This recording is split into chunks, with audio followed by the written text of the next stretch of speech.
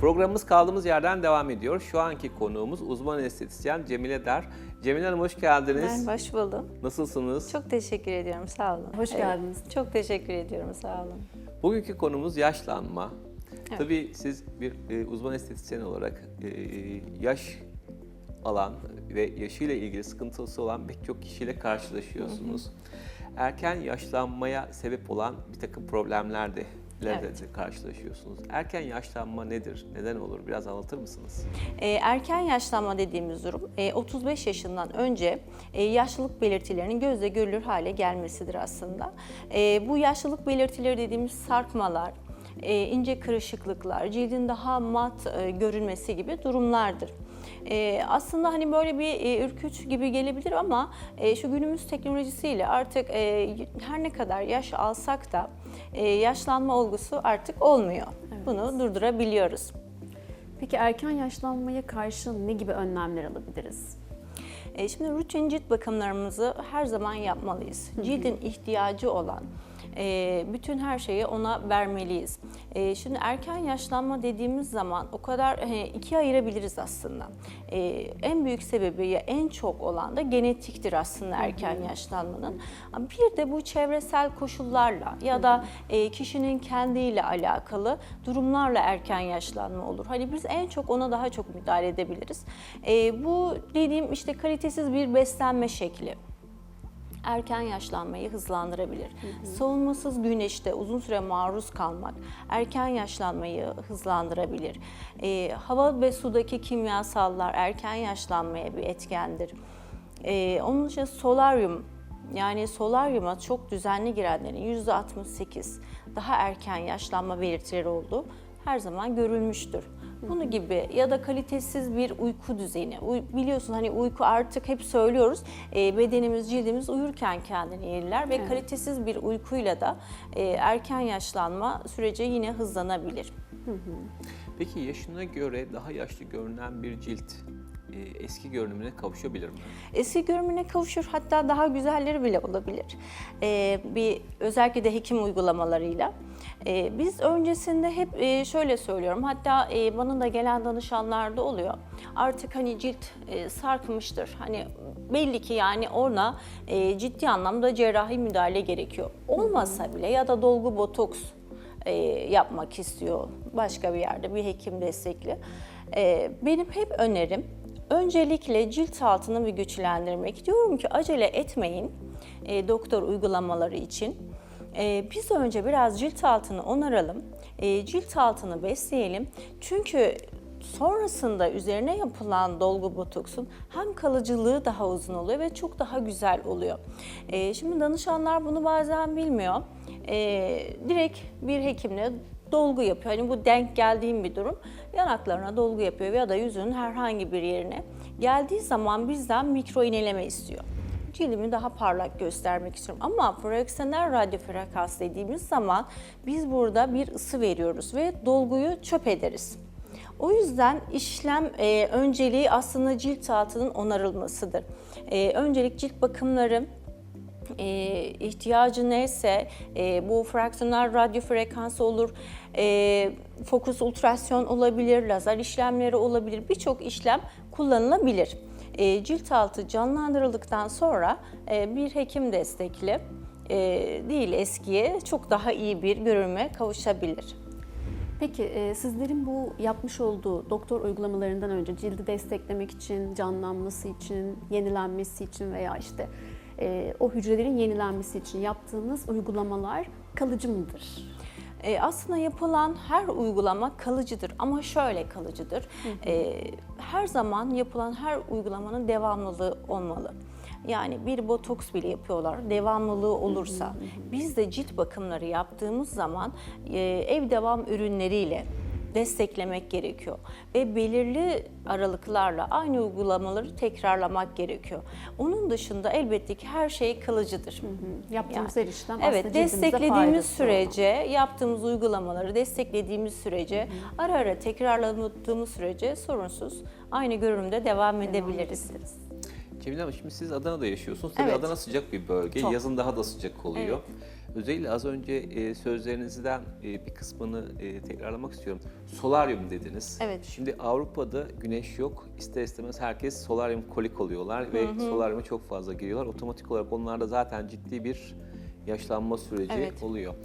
Adana'da peki bu sıcaktan çok fazla etkilenen insanlar, yani bu ultra güneşin zararlı Evet. etkilerine maruz kalan kişilerde bu etkiyi görüyor musunuz? Yani lekelenme çok fazla oluyor.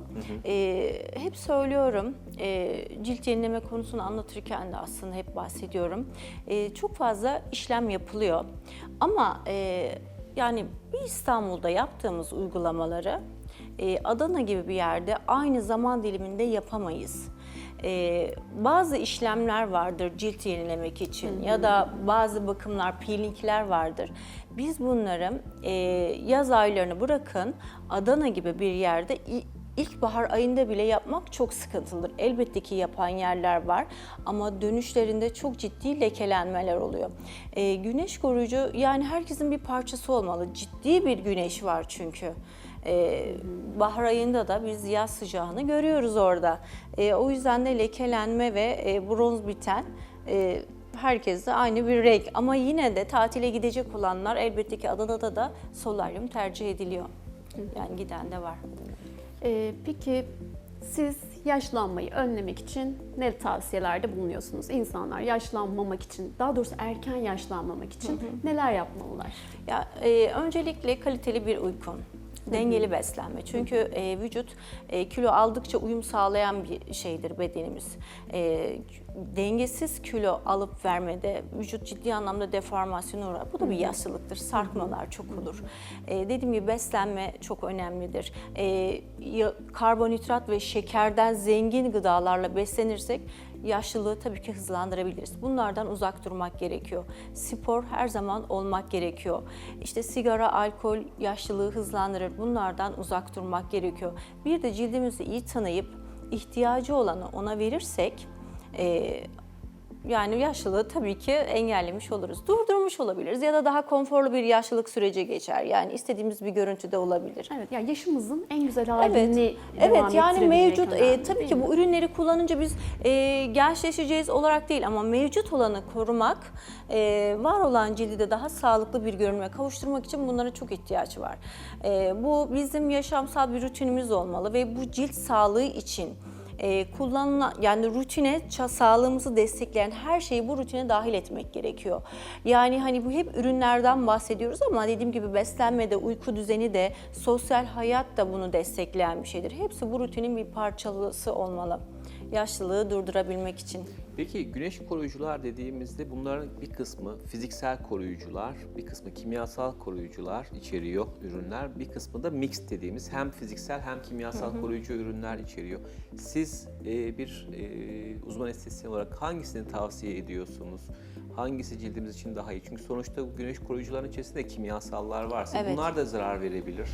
Evet. Ne dersiniz bu konuda? Yani şimdi mutlaka cildi tanıyıp yani cilt alerji de olabilir. Çok doğal ürünler hani düşünürsek çok doğal ürün, kimyasalı yok dediğimiz zaman o bile alerji yapabiliyor aslında. Bir ürünün çok pahalı olması, çok kaliteli olması o insana çok güzel yarayacak anlamına da gelmiyor. Bazen koruma faktörü belki çok daha düşüktür ya da işte kimyasalı azdır veya çoktur. Bu hangi ürünün kime ne kadar iyi gelebileceği aslında ciltle alakalı. Bazen bunu deneyerek de anlamak gerekiyor. Elbette ki hani biz her şeyde boca edin demiyoruz. Bir ürün hani kullandığımız için şöyle bir benzer bir örnek vermek istiyorum. Hep böyle anlatıyoruz işte güneş koruyucu mutlaka olmalı, işte şu ürünler mutlaka olmalı. Danışanımızın bir tanesinde yüzünde ciddi anlamda bir kusma olmuş yani böyle cildi kurumaya başlamış, alakasız akneler çıkmaya başlamış. Diyor ki ben diyor çok ürün aldım diyor, işte şu markayı aldım, bu markayı aldım. o kadar ürün kullanmış ki cildine hiç nefes aldırmamış. Yani üst üste tabii ki biz ürün kullanacağız ama sabahtan akşama kadar bütün ürünleri kullanın da demiyoruz. Elbette ki güneş koruyucuyu da cilde göre seçmek gerekiyor. Yani bir ergen ciltte kullanılanla bir yetişkine de aynı ürünü vermiyoruz. Yani ergen ciltlerde alkol içeriği az olan ürünleri hani tercih etsin diyoruz. Kimyasallardan yani kimyasal içeriği az olmasını öneriyoruz ergen ve akneli hassas ciltler için. Bu tamamen aslında kişiye göre seçilmesi gereken bir durum. Cilde de bazen bir nefes aldırmak gerekiyor. Yani bir cildin bir nefes alma kapasitesi var. Yani ona bir zaman tanımak gerekiyor. Hani ürün alıp da sürekli bunu tüm güne yaymak da çok doğru olmayabiliyor. Çok teşekkür ederiz vermiş olduğunuz bilgiler için. Teşekkür ederim. Bugünkü program konuğumuz uzman estetisyen Cemile Der idi. Kendisine tekrar teşekkür ediyoruz. Programımız kaldığımız yerden tüm hızıyla devam ediyor.